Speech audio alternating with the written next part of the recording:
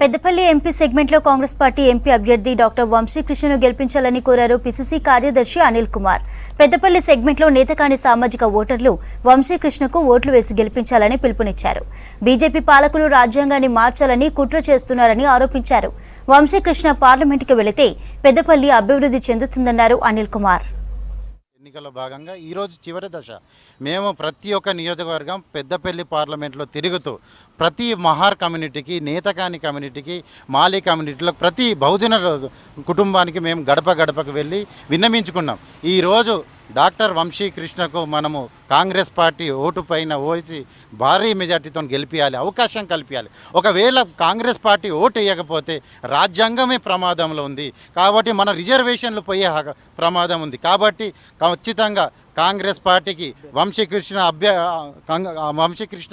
అభ్యర్థికి మనం ఓటు వేయాల్సి అని నేను విన్నవించుకుంటాను. అదేవిధంగా అతను చదువుకున్న వ్యక్తి, మేధావి, ఒక ఇండస్ట్రియల్ ఐడియాలజీ, యంగ్స్టర్, అలాంటి వాడు మనకు ఒక పెద్దపల్లి పార్లమెంట్ నుంచి ఒక పార్లమెంట్ ఎంపీగా వెళ్తే పార్లమెంట్లో కావచ్చు, ప్రజా సంఘాలలో కావచ్చు, ఎక్కడ కూడా మన కోసం, మన హక్కుల కోసం, మన అవకాశాల కోసం, మన ఇండస్ట్రీల కోసం, సింగరేణి కార్మికుల కోసం కావచ్చు, ఎవరి కోసం అయినా అడిగే అవకాశం ఉంటుంది. కాబట్టి వంశీకృష్ణ గారికి ప్రతి ఒక్కరి పేరు పేరున మహర్ కులస్తులకు, మాలి కులస్తులకు, ప్రతి ఒక్కరు బహుజన కులస్తులకు నేను ఒకటే చేస్తున్నాను.